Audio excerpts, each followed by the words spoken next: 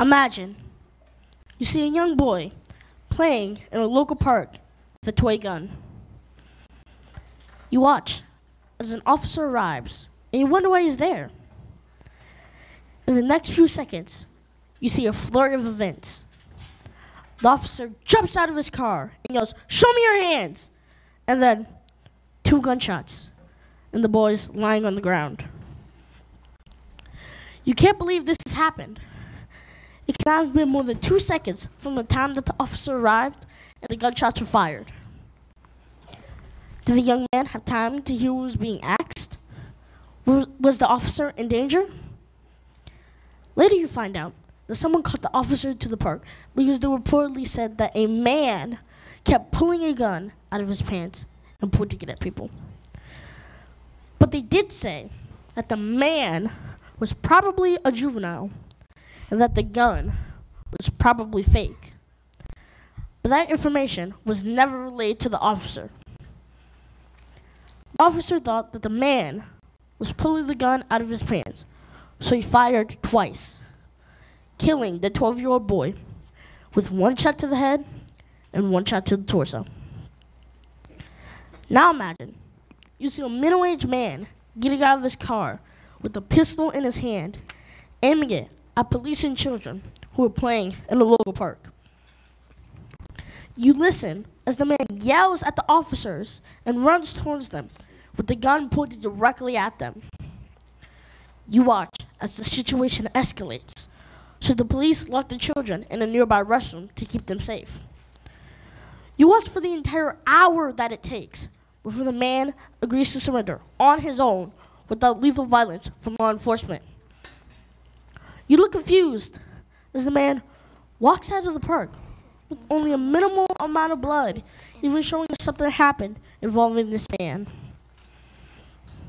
You later find out that the man was placed in jail and charged with displaying a firearm in the presence of peace officers. Now, let me ask you a question.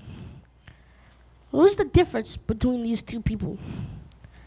Why did one die and the other survive? Why was one given seconds to respond and the other over an hour? Unfortunately, the answer is their race. The young boy was black, and the middle-aged man was white. Hi, my name is Garrett, and today I'll be talking about racism and how we have to be the change to end it. You can't call people white because most of them are European Americans. You can't call me black because I'm African American. People, no matter the person's color, we are all only one race, the human race. We may all look different, but we are all the same. People use differences in skin color to make themselves feel better or more superior to another. So, what can you do to help stop racism? Well, don't use stereotypes about skin color. And don't show bias against someone just because of their skin color. Don't think all African Americans are good at football and basketball because they're strong and fast. And don't think that all European Americans are racist because of their violent past, because these simply aren't based on facts. I can tell you, I'm not very good at football or basketball, and I know that many European American people can tell you that they have always stood up to racial injustices. There's only one way I see, one way when no one gets hurt by the words said just because they were born with a different pigment of skin. Change.